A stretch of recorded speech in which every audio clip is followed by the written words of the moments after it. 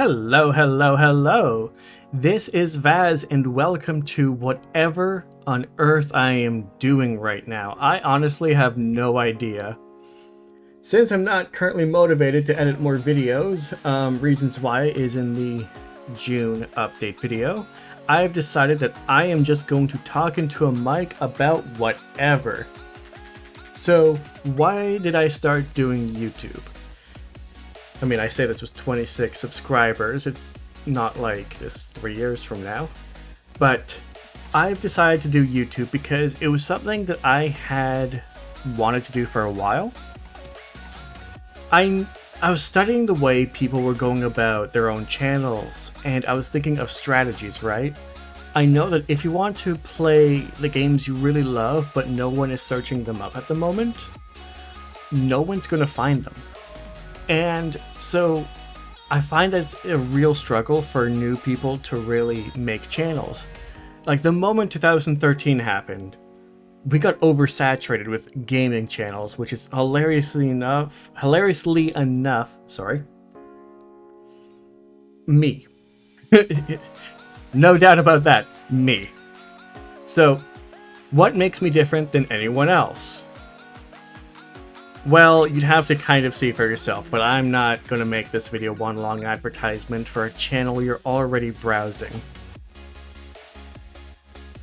I feel like I don't talk enough. A lot of people will probably say otherwise. I talk a lot in real life, but when it comes to being in front of a mic, I get this weird sense of stage fright. I was also born with a stutter, but I have a stutter.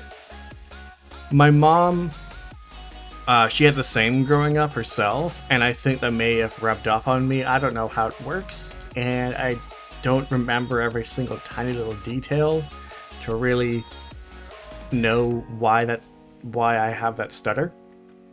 It's annoying. It really is. But I hope to sort of overcome that with time. I think doing YouTube will really help me enunciate words more and other stuff like that, you know? Plus, I think it's fun so far. There was a lot of pressure when I was first doing it. Like, okay, I was thinking of starting YouTube around June, but about mid-March, I got invited to an SMP, Caterus, or whatever you want to call it. I don't really know. So we actually started filming that about March 12th, actually. Yeah, it was. I wanted to get a backlog before I started uploading on April. In fact, if I actually look, I don't know if you can hear that traffic.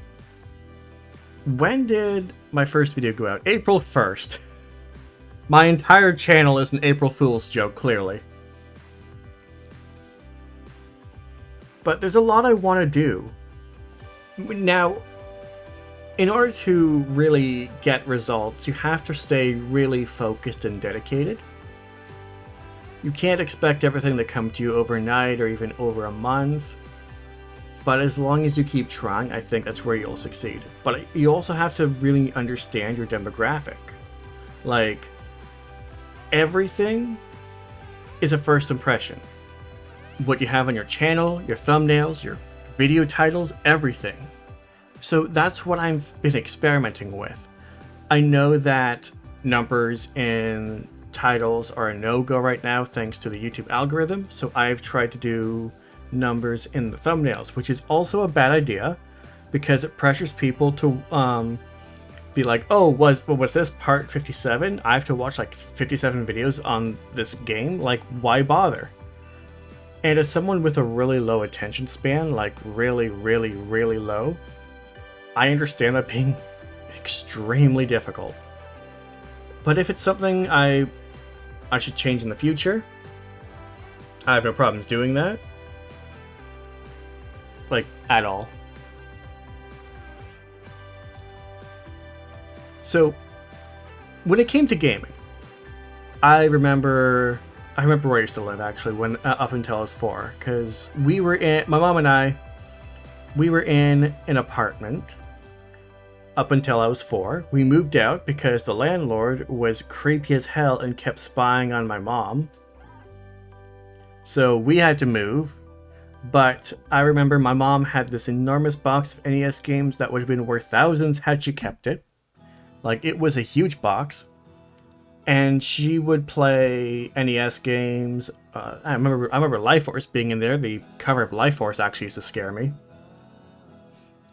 Like, a lot, actually. I would be terrified of the cover of Life Force. But I remember her playing the Mario games on there. We also had a Sega Genesis. My mom couldn't get past Marble Hill Zone. Sorry, Marble Hill. I'm getting titles of levels mixed up. Marble Zone of Sonic 1. So I remember she was playing Super Mario Brothers 3. And I went to... Sorry.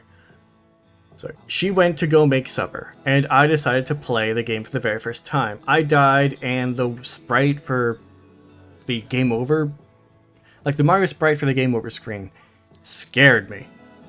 Also, for context, I was 5. I know that doesn't make me any better with the story, but I had the most weirdest fears growing up. Like smiles, but I'll get to that in a bit.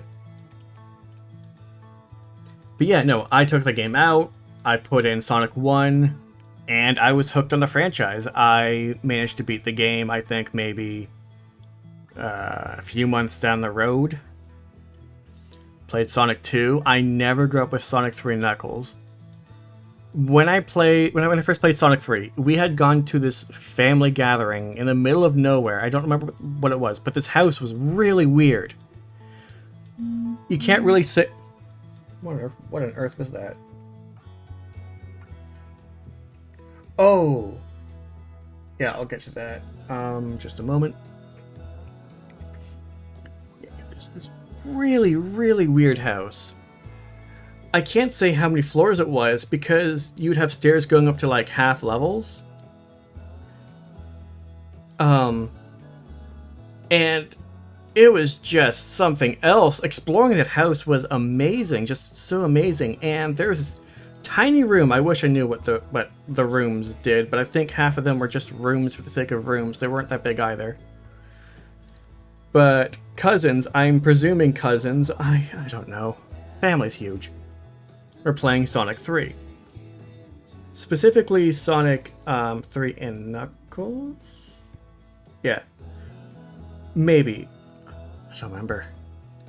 I only remember the fact that there were secret passages everywhere in this house. It was something different. It really was.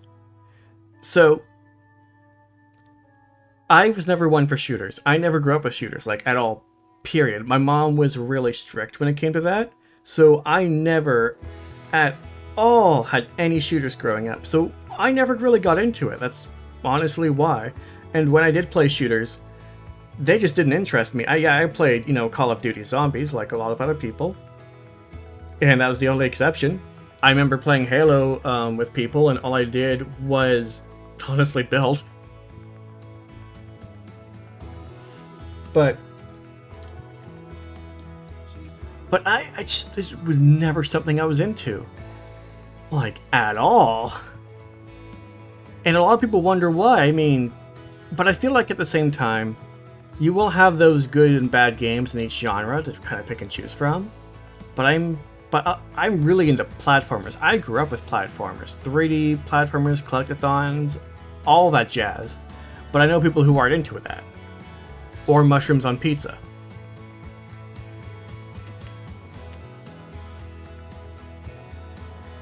So, what else can I talk about? What else do I have on this little thing? Spoke about that. Let's talk about how I got into reality TV. So, we used to have an analog TV back when I was still living with my mom. I think my dad was in the picture at that point.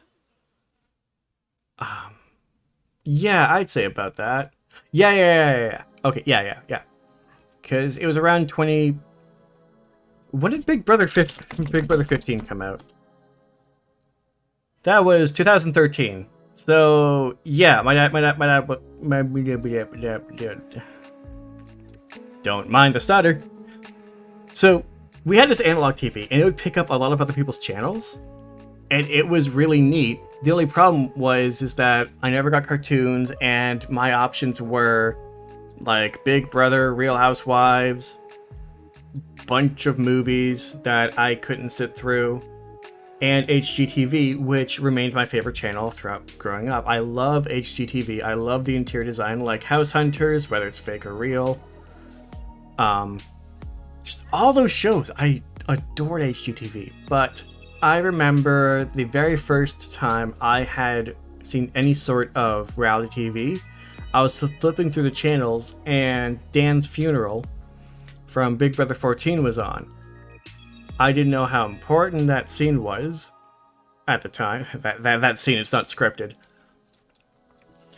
But I wouldn't actually watch Big Brother until Big Brother 15. Like, at all. That was the first season I ever saw was Big Brother 15. And that was a train wreck. A very racist, misogynistic train wreck. And after that was Big Brother Canada 1? Never mind. I saw Big Brother Canada 1 first. Then Big Brother 15. Because Big Brother Canada 1 was February 27th to May 2nd of 2013, while Big Brother 15 was June. Anyway. So, that's really odd though. Why would I go for Big Brother Canada first? I don't know. But that's all I remember was I didn't watch 14. I remember that one scene, and that was it. I never saw the rest of the season. I wasn't interested. I knew it existed. People had spoken about it, but I had no interest. But I actually started watching a lot of Real Housewives. I remember specifically it was New Jersey, Vancouver, Beverly Hills. Never seen Orange County. Didn't watch Atlanta for a few years. So I think it was just those. And it was the weirdest thing I've ever seen. Until, anime. But, all these people being really rich and just being extremely horrible? Sure, I mean, this makes for entertaining television. Why not? But eventually I really got into Big Brother. I remember after my first US season, I know people spoke highly of Dr. Will Kirby, Dan Giesling, and I went back and I watched Big Brother 10, Big Brother 8, this is US. I never ever finished Big Brother 7, but I remember watching a bit of 2, a bit of 4, and a tiny bit of 5, and halfway through 6. And then Big Brother 16 came out, and I hated that. I did not like 16. 16 was so bad. It was so boring. I didn't like a specific house guest, and I'm not going to go into that because why not, really? But all I can just say is how they were in the edited show and how they were in the feeds, completely different. Made some really, really horrible comments. And then they were just so selfish, self-absorbed. I do not like egotistical people. Makes me wonder why I watched Real Housewives for like a year or two. But, that aside, I remember watching Big Brother Canada 2. I never watched the feeds for that. It wasn't until, I think, halfway through Big Brother Canada 3. Well, at least for Canada. I know for US, I was hooked on the feeds during Big Brother 17. But my current thoughts on it is that, honestly, Big Brother US has not been good since 14. 17 had its moments. 20 had a really good pre-jury, and honestly, I was rooting for the alliance that won that entire season, so heck, I can say the jury phase was good as well, because I did not like the entire other alliance.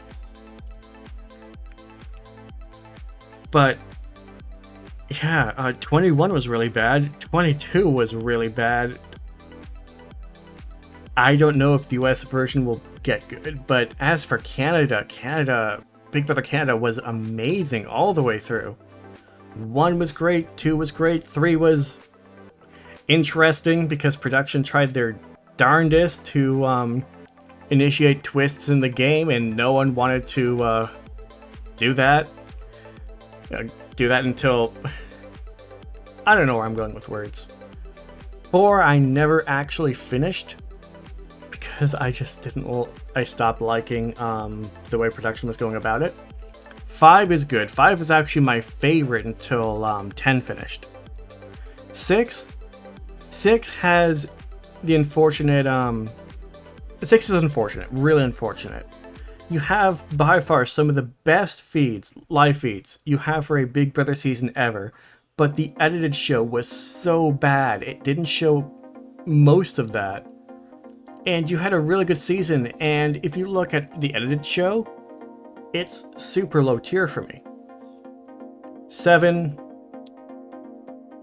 I mean, 7 happened. 8 was cancelled. I had my issues with 9. I really did. There were some people on that season I actually could not stand, period. Because, as mentioned before, I do not like egotistical people. If you think the world revolves around you, I don't like you. Because the world doesn't. If you haven't learned that, you will. But 10 was amazing all the way through. I love the winner. By far one of my all-time favorite winners. Also, we've been going on this for like, God knows how long. I think it's time to switch things up. To Survivor. So, congratulations on Survivor 42 finishing. 42 seasons of a show like that. Like, that's really good. Also, don't mind me, I have water here. None of this is being edited. I'm actually gonna upload it as is. Maybe just like my logo and something else in the background. I think it'd be good to kind of, to help people out. Maybe kind of separate things, like maybe have like Big Brother or Survivor or How I Got Whatever on the screen so people know what they're looking for. Know what they're looking for. I mean, know which part they're in. I can't word today. Yeah, so Survivor, just so I'm not breaking up topics, because that'd make what I just spoke about harder. I didn't get into Survivor for a very long time, actually. I knew about Richard Hatch and all the text, the shit that happened. Everyone kept talking about how amazing Heroes vs. Villains was. But my first ever season I had watched was Blood vs. Water. I watched that shit live. Okay, now I'm swearing. I watched that live. The reason I did was actually because of Hayden Moss. I was really into Big Brother at the time, and I heard Hayden was going to be a contestant. I'm like, Hayden is awesome. Not so much now. Hey, but at the time, yeah. So, yeah, I watched that. That was really exciting. I didn't know who Rupert was. I didn't know who half the people who came back was. I did end up going back and watching a lot of seasons. Pearl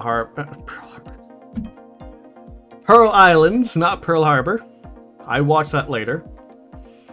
But I really loved Blood vs. Water, and when they went to rocks, that I was like gripping the edge of my seat during that. I can see why a lot of people love the show. It's so exciting. But you know, I like the winner, but I went back and I started watching stuff like Exile Island. I've been through bits of Heroes vs. Villains. I'm sorry. Yeah, what have I watched? To the wiki. The actual wiki, please. No, not a fandom wiki. Alright, I have seen Borneo, the Australian outback. Not Africa yet, not Marquesas, was told never to watch Thailand. I watched the Amazon. I had heard about Rob Sesternino and was really curious, so I went and watched the Amazon. I've seen Pearl Islands. I've seen bits and pieces of All Stars. I think I watched Vanuatu. Yeah, Panama was really great. Panama was amazing. Watched bits and pieces of Fiji. Watched bits and pieces of Micronesia. I need to watch that all the way through. Same with Gabon. I have to watch bits and pieces. I've seen all of Tocantins or Tocantins. Was told not to watch Samoa. Okay. So I mentioned before that when I was scrolling through the TV, and I saw Big Brother 14 Dan's funeral before skipping through because I wasn't interested at the time. The very first scene I had ever watched of Survivor that was on TV before even ever watching the show was Colton being evacuated from One World. That was the very first scene I've ever seen. I never watched the season in full, but I heard about how infamous Colton is. I had an urge to watch Karamoan when that was coming out, actually, before Blood vs. Water. But I didn't. I was like, I don't have interest in the show yet. I'm not watching it.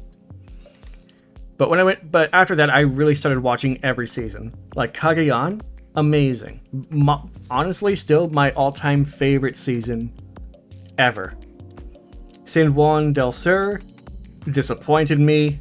I was okay with it.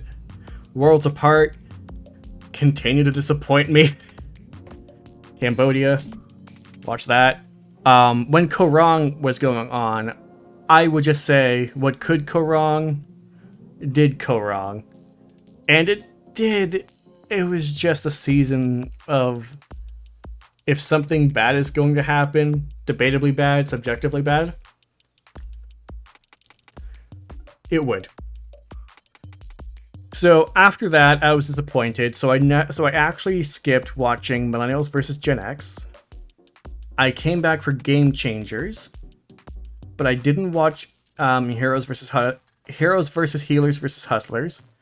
But then also heard about how bad that season was. I wouldn't actually return until David versus Goliath, and that was a truly astounding season. That was so good. Edge of Extinction, like the first live tribal council before it became a major thing, was really good. But am I overall disappointed in the season like everyone else is? Yes. Winner twists, everything just underwhelming. So that caused me to sort of skip Island of the Idols. I think I've seen the first couple of episodes of that, but that was it. But I came back for Winners at War, and I was overall happy with that one. But I watched bits and pieces of 41, but then I came back for 42. I feel like most of this conversation no one cares about, but whatever. I'm just spewing whatever it is I'm spewing right now. Thing is, when it comes to Big Brother and Survivor, I love the formats. Even if a season is bad, I love the format. Like Survivor, the tribes, the tribal councils, the immunity, the rewards. I love all that. Like Big Brother, HOH, veto, eviction night. I love all that. And even if a season is bad, I still love the format. I think I'll always love the format. Also, Big Brother Australia, that was weird, but you know what, I spoke about Big Brother already. So I'm not going to anymore. So what else can I talk about? I think I'll talk about Sonic. Yeah, I think I'll talk about Sonic. And then get more water later. So I had already mentioned how I got into Sonic. So I grew up with like a PS1 and the Frogger game, the one that some people call Frogger He's Back, despite saying Frogger on the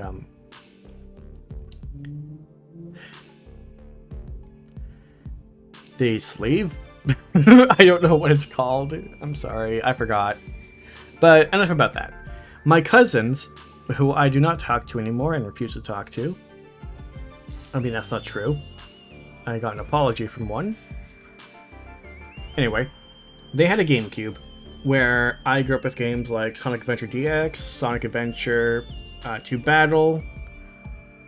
There was my one cousin who I'm on good terms with still, really good terms with, had this wrestling game. It was interesting. Do I know what it's called? No. Will I search it up? No. No. But the Chow Garden. I loved the Chow Garden. It was okay in DX, but was really good in 2 Battle. In fact, both games are really good. Yeah, do they have a lot of issues between the two of them? Yes. Are they fun to make fun of? Yes. But I'm actually going to say this right now. Its faults gave them more charm to me growing up. Like, I didn't see them before, but as an adult, as someone who's now, 27, it's still weird to say. I've only been 27 for, 2 months? The games hold up to me mainly because of the amount of charm. Are the animations in Sonic Adventure DX pure crap? Yes, 1000%. There is no denying that at all, period. But is it funny? Yes. What about the glitches? Still funny. Really funny. When the Game Grumps did Sonic Adventure DX, a lot of Sonic fans were really annoyed and pissed off.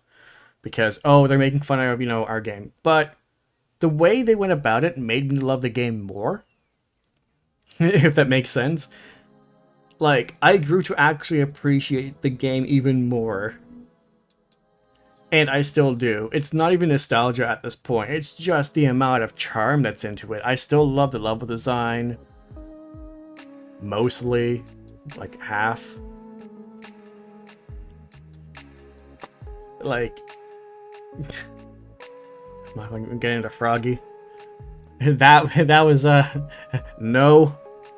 Sonic Adventure 2 Battle. I fell in love with the story, as well as the Eclipse canon. All of that. I really love that.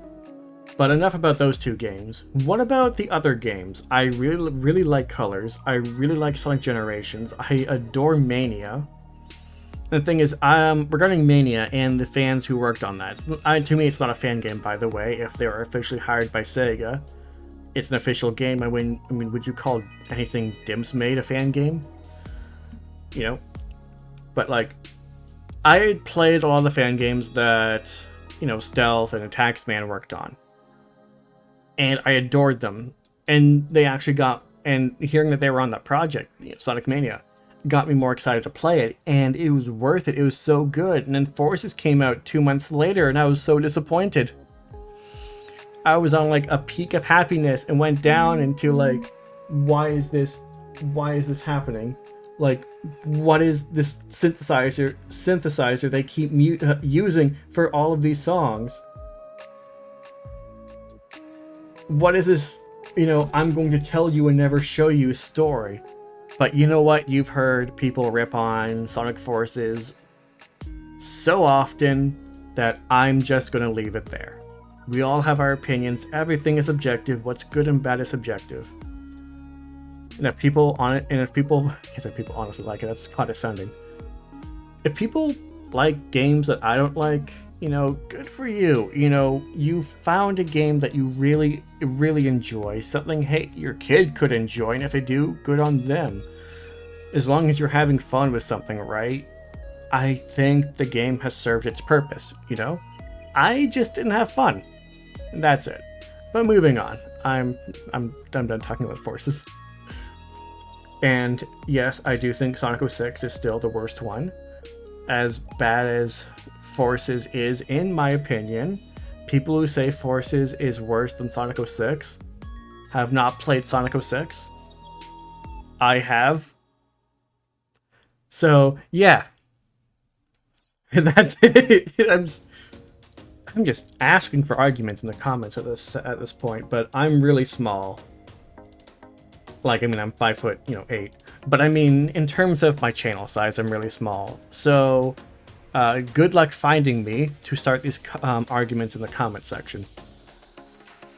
Now, I really love the Sonic franchise. Does it disappoint me at times? Yes. like, when it came to Sonic Lost World, is the only part of the game I truly enjoyed. When Eggman threatened genocide, yes, because that was so shocking it became unintentionally funny. No, I don't actually support genocide. Also, they had cut out a stage from Sonic 2 called Genocide City. They apparently didn't know what genocide meant at the time. Thankfully, they do now. But yeah, anyway. I can't say I'm off track when I was never on track to begin with.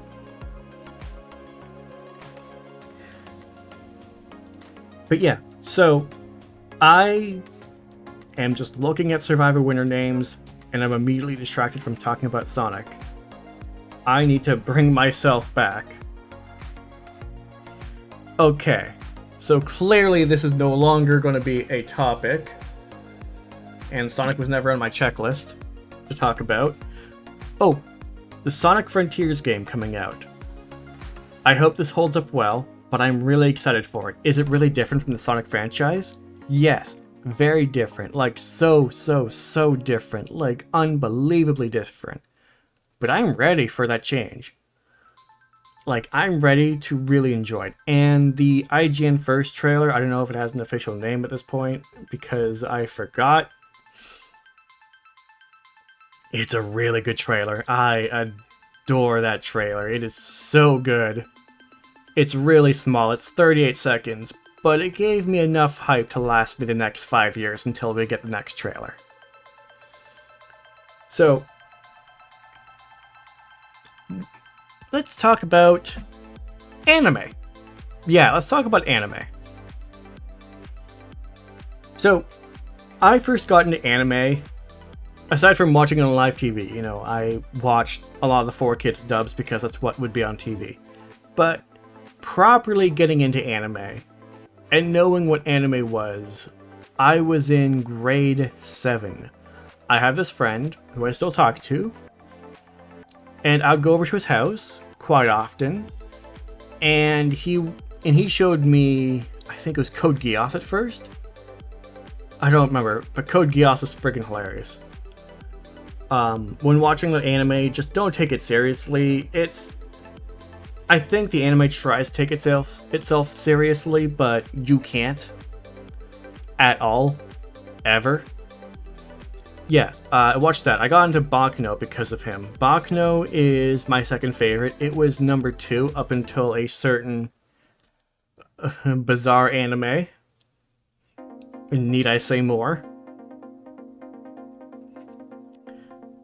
And, you know, I think I got into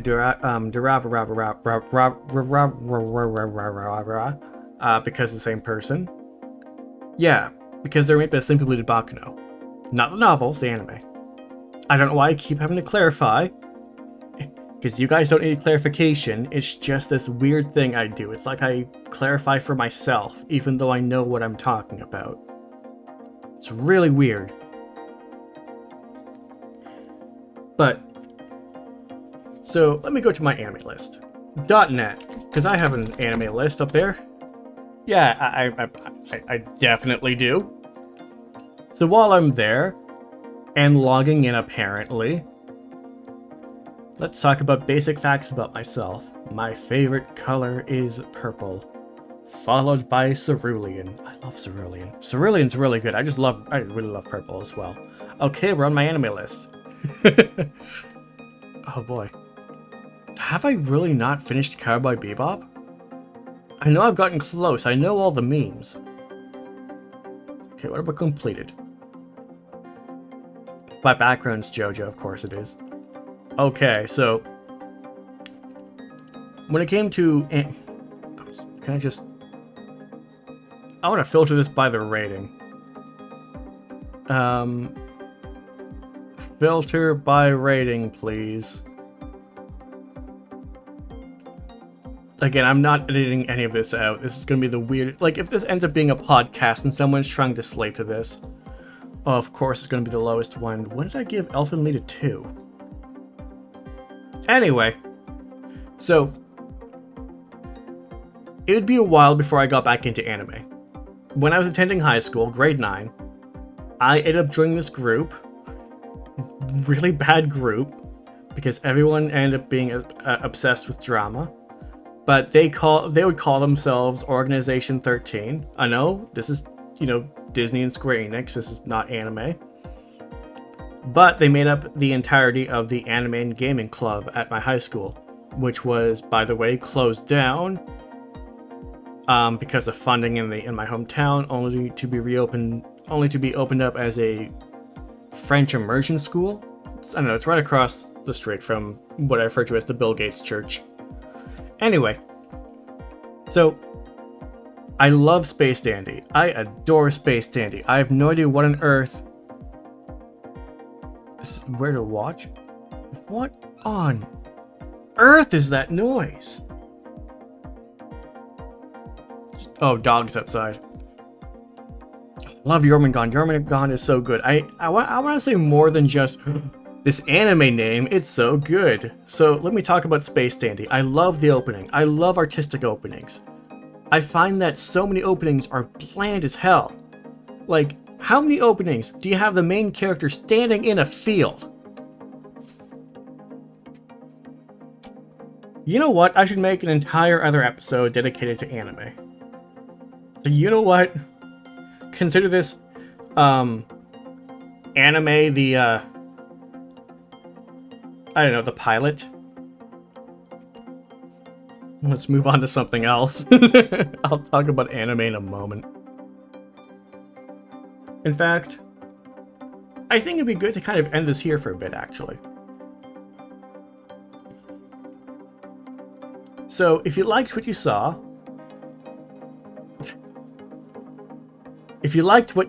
then cool, you were looking at an image for the entire time here. But if you're interested in hearing me talk more about this, I could possibly turn this into a podcast, maybe invite more people, I don't know yet.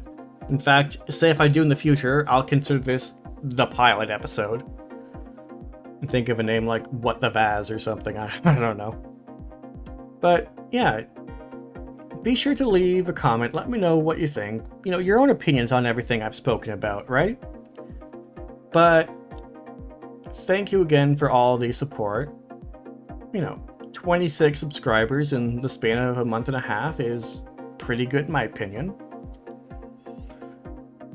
But yeah, again, I appreciate all the support, and I hope you guys have a wonderful, wonderful, wonderful day. Until next time, take care.